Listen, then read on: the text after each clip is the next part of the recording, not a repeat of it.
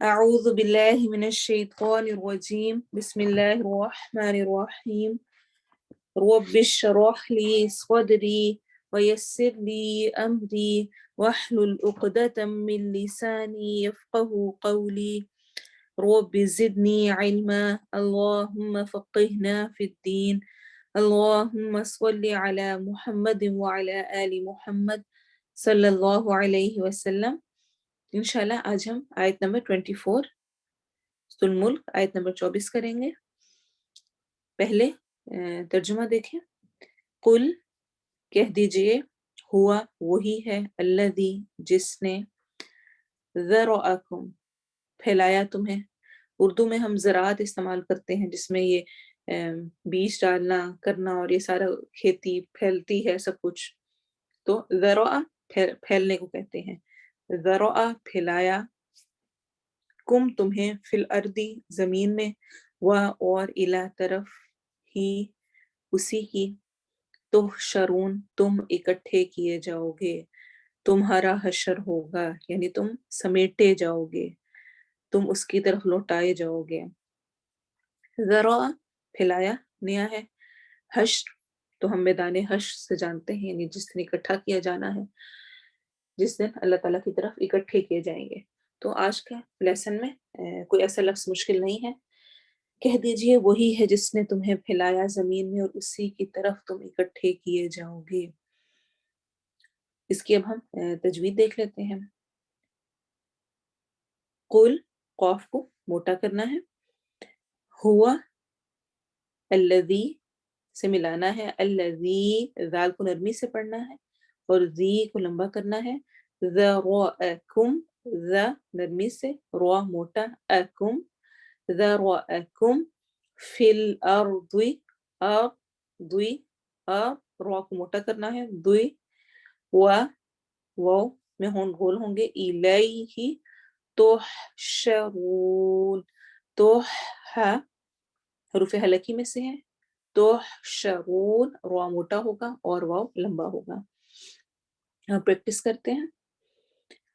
قل هو الذي ذرأكم في الأرض وإليه تحشرون قل هو الذي ذرأكم في الأرض وإليه تحشرون قل هو الذي ذرأكم في الأرض وإليه تحشرون قل هو الذي ذرأكم في الأرض وإليه تحشرون قل هو الذي ذرأكم في الأرض وإليه تحشرون قل هو الذي ذرأكم في الأرض وإليه تحشرون قل هو الذي ذرأكم في الأرض وإليه تحشرون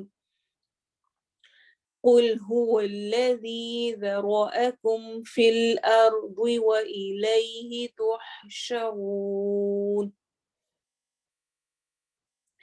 کہہ دیجئے وہی ذات ہے جس نے پھیلایا تم کو زمین میں اور اسی کی طرف تم لوٹائے جاؤ گے، اسی کی طرف تم اکٹھے کیے جاؤ گے، سمیٹے جاؤ گے۔ اس آیت پر بات کرنے سے پہلے کل کی ٹاپک کو تھوڑا سا کمپلیٹ کروں گے۔ اللہ تعالیٰ نے کل کی آیت میں اپنی نعمتوں کا ذکر کرنے کے بعد فرمایا قلیلا ما تشکرون، کتنا کم تم شکر ادا کرتے ہو۔ تم سب پر واجب ہے کہ ہم اپنے پاس، اپنے جسم میں، اپنے ارد گرد، اپنے اطراف میں دیکھیں اور نعمتوں کا شکر ادا کریں۔ ہر لمحے ہم پر شکر واجب ہے۔ اور آپ دیکھیں کہ اللہ کے نزدیک یہ چیز بہت پسندیدہ ہے، وہ پسند کرتا ہے۔ جس طرح حدیث میں آتا ہے اللہ تعالیٰ اپنے اس بندے سے رضامندی اور خوشنودی کا اظہار کرتا ہے، راضی ہوتا ہے، خوش ہوتا ہے، جو اگر کھانے کا لقمہ بھی اپنے منہ میں ڈالتا ہے تو اس پر اللہ کی حمد و ثنا بیان کرتا ہے، یا پانی کا ایک گھونٹ بھی گلے سے اتارتا ہے تو رب کریم کی تعریف و تقدیس بیان کرتا ہے۔ صحیح مسلم کی روایت ہے۔ یعنی ہر لمحے، ہر سٹیپ پہ وہ اللہ کو شکر ادا کر رہا ہوتا ہے۔ بچہ سو گیا آرام سے الحمدللہ. میں تو اگر اپنی بات کروں کیونکہ بچوں کے ساتھ میرا دن رات گزر رہا ہوتا ہے، چھوٹے بچے ہیں، ہر چیز پر شکر. الحمدللہ بھی سو گیا، الحمدللہ اس نے جلدی سے کھا لیا تو اب میں کام کر سکتی ہوں، الحمدللہ کہ یہ مجھے اس ٹائم وقت تنگ نہیں کر رہے اور میں اپنا پڑھ سک رہی ہوں، الحمدللہ کہ جو میں بنا رہی ہوں، ایک ایک پھل جو کاٹ رہی ہوں. آج کل خاص طور پہ روزوں میں فروٹ چاٹ ہم بنا رہے ہوتے ہیں، سبزیاں جو کٹ رہے ہوتے ہیں، کیسے کیسے کلرز ہیں، کہ کچھ اللہ نے نعمتیں دی ہیں کھانے پینے کو، کتنے لوگوں کو یہ سب کچھ میسر نہیں ہے. پھر گھر الحمدللہ اللہ نے اتنا اچھا دیا، اور بہت ساروں کے پاس اولاد نہیں الحمدللہ، بہت ساروں کی شادیاں نہیں ہوئی ہوئی، الحمدللہ اللہ نے شوہر دیا، اس کی وجہ سے سب کچھ دیا. اپنی ذات الحمدللہ میں چل پھر سکتی ہوں، کسی کی محتاج نہیں ہوں، میرے اپنے ہاتھ کام کر رہے ہیں. ہر چیز پر شکر مجھ پر واجب ہے، اور جتنا انسان شکر کرتا ہے اتنا ہی زیادہ اس کی نعمتوں میں اضافہ ہوتا ہے. ہم نے اس پر بات کی تھی. اور شکر کرنا انسان کے اوپر سے اللہ کے عذاب کو ٹالنے کا باعث ہے. اسی طرح سورۃ النساء میں فرماتے ہیں ما یفعل اللہ بعذابکم ان شکرتم وآمنتم وکان اللہ شاکرا علیما. اللہ تمہیں عذاب دینے سے کیا کرے گا اگر تم شکر کرو اور ایمان لے آؤ، اور اللہ ہمیشہ سے قدر کرنے والا، سب کچھ جاننے والا ہے. تو ایک ایک چیز، اگر کسی سے کوئی اچھا جملہ بھی آپ کو سننے کو ملا ہے، آپ کی تعریف ہوئی ہے، کسی کے دل میں آپ کی محبت پیدا ہوئی ہے، کوئی آپ کے لیے کوئی میٹھے بول بول دیتا ہے، اس پر بھی شکر کہ اللہ تو نے اس کے دل میں ڈالا نا، کہ جو مجھے عزت ملی ہے، جو کچھ مجھے ملتا ہے، میری کوئی تعریف کرے، تو نے اس کے دل میں ڈالی نا. اس وقت کسی سے کوئی محبت، کوئی الفاظ، کچھ بھی تب تک نہیں مل سکتا جب تک اللہ نہ چاہے. اللہ اس بندے کے دل میں ڈالتا ہے تو وہ میری مدد کے لیے پہنچتا ہے، میرے لیے وہ شکر کوئی اچھے الفاظ کہتا ہے، کوئی تعریف کرتا ہے، کوئی محبت کرتا ہے. تو ہر نعمت پر شکر ہے. یاد رکھیں شکر ایک زبان سے ہوتا ہے، جیسے کہ میں پہلے بھی اس پر بات کر چکی ہوں کہ ہماری جتنی دعائیں ہمیں سکھائی گئی ہیں وہ الحمدللہ سے شروع ہوتی ہیں، ہر چیز پر الحمدللہ. اور اسی طرح سے دل سے ہے، دل بھی اس کو مان رہا ہو. کبھی ایسے ہوتا ہے کہ کوئی پوچھتا ہے کیا حالت، ہم کہتے ہیں الحمدللہ، پھر اس کے بعد ہم بہت ساری شکایتیں شکوے شروع کر دیتے ہیں، کیونکہ وہ ہم دل سے نہیں کہہ رہے ہوتے ہیں، وہ ہم ایک محاورتاً کہہ رہے ہوتے ہیں. اسی طرح جو ہمارے اعضاء اور جوارح ہیں ان کے ذریعے سے بھی شکر ہے. کانوں کو وہاں پہ لگایا جائے جہاں اللہ کو پسند ہے، وہ سنا جائے جو اللہ کو پسند ہے. میوزک شیطان کی آواز ہے، یاد رکھیں. اللہ تعالیٰ کو قرآن سننا پسند ہے، اللہ تعالیٰ کو اچھی باتیں پسند ہیں. میری آنکھیں وہ دیکھیں جو اللہ کو پسند ہے تو میں اس کا شکر ادا کر رہی ہوں. میرا دل وہ سوچے اور اللہ کی ذات اور محمد صلی اللہ علیہ وسلم کی جو سنتیں اور جو کچھ ہے اس پر چلے تو شکر ہے. تو مجھے شکر کرنا، اور جس طرح حدیث میں آتا ہے آپ صلی اللہ علیہ وسلم نے فرمایا تم میں سے ہر شخص پر اس کے اعضاء اور جوارح کے جوڑوں میں سے ہر جوڑ پر روزانہ صدقہ واجب ہوتا ہے. روزانہ صدقہ کرنا واجب ہے. جتنے ہمارے جسم کے اعضاء ملے ہوئے ہیں، یہ السم والابصار والافئدہ، یہ بھی ہمارے جسم کے اعضاء ہیں. اور آپ صلی اللہ علیہ وسلم نے ارشاد فرمایا ہر تسبیح صدقہ ہے، یعنی سبحان اللہ کہنا، ہر تحمید صدقہ ہے، الحمدللہ کہنا، ہر تحلیل صدقہ ہے، اللہ اکبر کہنا، ہر تکبیر صدقہ تحلیل لا الہ الا اللہ کہنا، اور ہر تکبیر اللہ اکبر کہنا صدقہ ہے. اور یہی نہیں بلکہ امر بالمعروف صدقہ ہے، نہیں عن المنکر یعنی برائیوں سے روکنا صدقہ ہے، ہر میٹھا بول صدقہ ہے، بندے کا اپنے بھائی کی مدد کر دینا صدقہ ہے، تھوڑی سی بھی چاہے، اور کسی کو پانی کا ایک گھونٹ پلا کر سیراب کر دینا صدقہ ہے، اور راستے سے تکلیف دہ چیز ہٹا دینا صدقہ ہے. یہ سب صدقہ شمار ہوتے ہیں. پھر اللہ تعالیٰ فرما رہے ہیں قُلْ هُوَ الَّذِي ذَرَأَكُمْ فِي الْأَرْضِ وَإِلَيْهِ تُحْشَرُونَ، کہہ دیجئے وہی ہے جس نے تمہیں پھیلایا ہے زمین میں، جس نے تمہیں زمین میں پھیلایا ہے. جس طرح ایک کسان بیج ڈالتا ہے اور اس سے پھر کئی سارے پھل نکل آتے ہیں، اور بیج تھوڑا سا ڈلتا ہے اور اس میں ایسے انسان تھوڑے آئے اور پھر آگے سے آگے ان کی نسل بڑھتی گئی. اللہ ان کو پھیلاتا جا رہا ہے، ان کو مختلف علاقوں میں، مختلف خطوں میں، مختلف اشکال میں شعوب بنائے، قبائل بنائے، ہر جگہ پہ پھیلا دیا. اور ایسے ہی ایک دن وہ سمیٹ بھی لے گا، اکٹھا بھی کر لے گا، واپس اسی کی طرف لوٹائے جانا ہے. جس طرح کسان بھوسا پھینک دیتا ہے، یعنی اینڈ پر جب وہ سارے बीज डालता है और एंड पे जो फसल निकल के तैयार होती है, तो उसका जो भूसा होता है ना, जो एक्स्ट्रा होते हैं, वो फेंक देता है और सिर्फ दाने निकाल लेता है। इसी तरह अल्लाह ताला ये खेती जो कि इंसानों की है, वो उगा रहा है। फिर क़यामत के दिन वो कीमती और सही दानों को निकाल कर मोहतबर कर देगा। और पानी सब भूसे और बाकी जितना भी सब है, भूसा और कूड़ा-करकट, वो दोज़ख में डाल दिया जाएगा। खुद सोच लें कि मैं कीमती और सही दाना हूँ कि नहीं?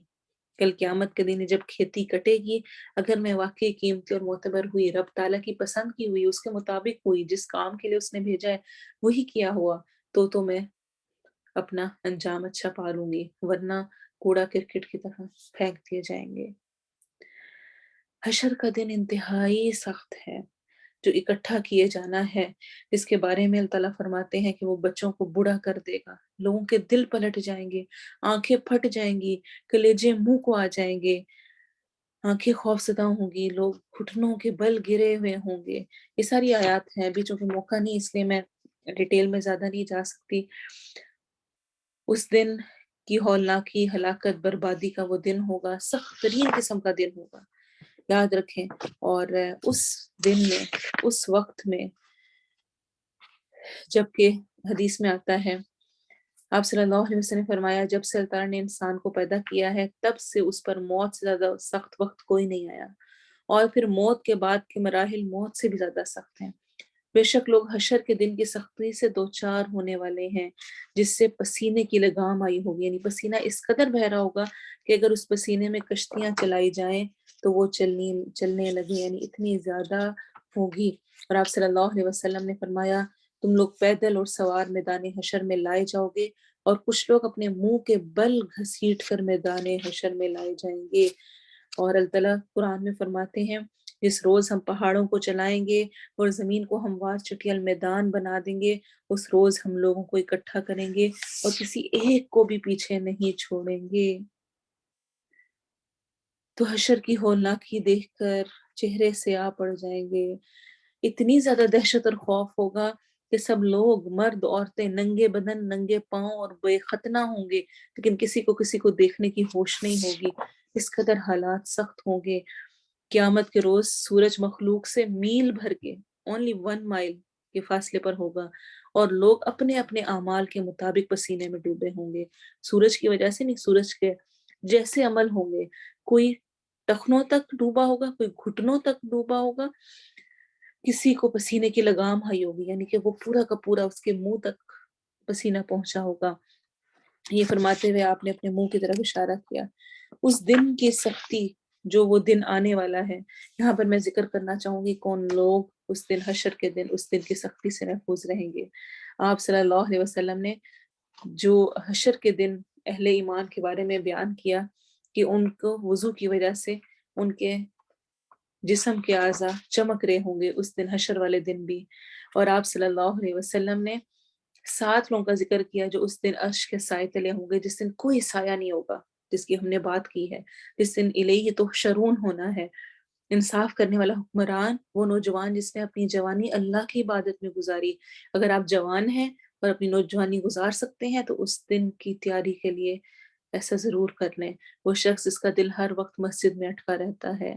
वो 2 आदमी जिन्होंने खालिस अल्लाह की रज़ा के लिए एक-दूसरे से मोहब्बत की, उस पर इकट्ठे हुए और उस मोहब्बत पर अलग हुए।